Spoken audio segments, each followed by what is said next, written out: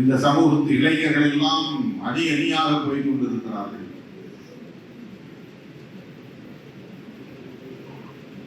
என்ன கொள்கை என்ன கோட்பாடு என்று அவர் பேசுவதற்கு முன்னதாகவே வெறும் திரை கவர்ச்சியை மையமாக கொண்டு ஒருவன் அவர் பின்னால் போகிறான் என்றால் அவன் சிறுத்தையாக இருக்க முடியாது.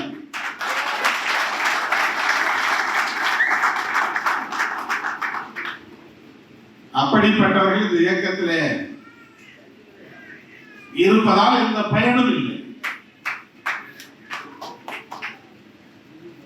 எனவே அதையெல்லாம் நாம் ஒரு பொருட்டாக எடுத்துக் கொள்வதும் இல்லை. ஆனால் அப்படி பரப்பப்படுகிற செய்தி என்பது உண்மை அல்ல. அதுதான் நீங்கள் புரிந்து கொள்ள வேண்டும். அதுல இன்னொரு செய்தி இருக்கிறது. விடுதலை சிறுத்தைகள் கட்சியை சார்ந்தவர்கள் வெளியேறுகிறார்கள் என்பதை விட இந்த ஒடுக்கப்பட்ட சமூகங்களை சார்ந்தவர்கள் இழிச்சவாயர்கள், யாராவது நடிகன் கட்சி தொடங்கினால் உடனே பின்னால் ஓடிவிடுவான், இவர்கள் எல்லாம் ஒரு கட்டுக்குள்ளே இருக்க மாட்டார்கள், கொள்கை பிடிப்பு இருக்காது, அரசியல் புரிதல் இருக்காது என்று இந்த சமூகத்தையே குறைத்து மதிப்பிடுகிற இழிவுபடுத்துகிற ஒரு விமர்சனம் அது. இறங்கி வந்து அதை தடுக்கிறாங்க. இதே மாதிரி எடப்பாடி பழனிசாமி அவர்கள் போகும்போது ஒருத்தர் தூவிடம் போய் நின்னா அந்த கேள்வி எழுப்பாங்களா? எடப்பாடி பழனிசாமி இறங்குங்க,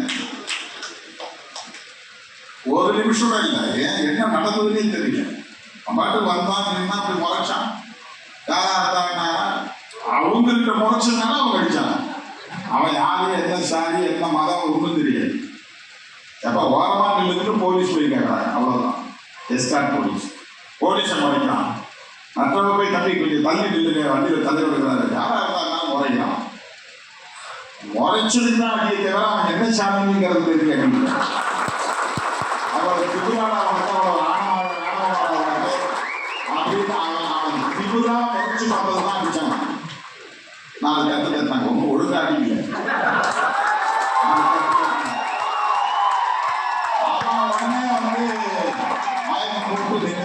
ஒரு நாடகம்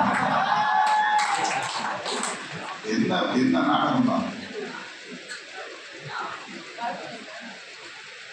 நான் சொல்றேன் போலீஸ் கிட்ட, சார் அது ஒன்றும் இல்லை, அதாவது தம்பி தெரியாம பண்ணாங்க, விட்டுருங்க, ஒரு கேஸ்லாம் போடுறேன்னா நம்ம தம்பி ஒரு மாதிரி ஃபோன் பண்ணி ஏமா தேவையில்லாம இதை முடிவு விடுங்க, ஏதோ தெரியாம இருந்தீங்கன்னா நீங்க போய் சத்தம் போறீங்க, முடிஞ்சு போச்சு, விட்டுருங்க அப்படின்னு சொல்லி நான் போயிட்டேன்.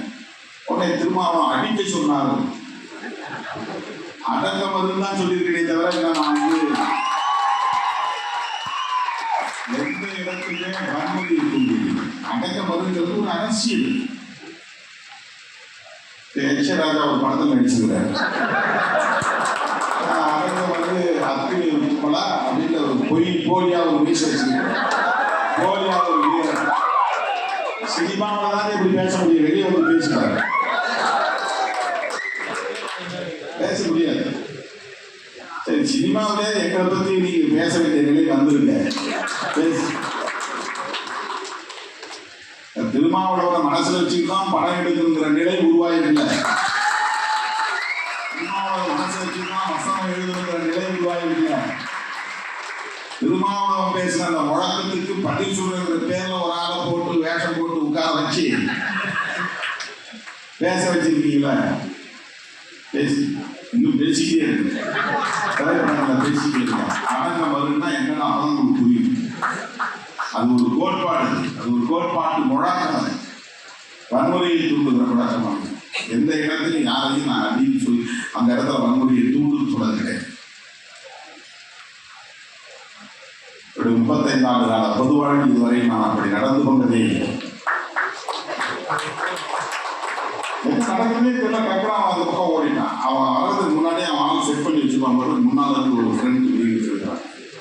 2:38 சம்பவம் நடந்து 2:39 ஒரு தனியார் தொலைக்காட்சி அதை போகிறான், அப்லோட் பண்ணலாம்.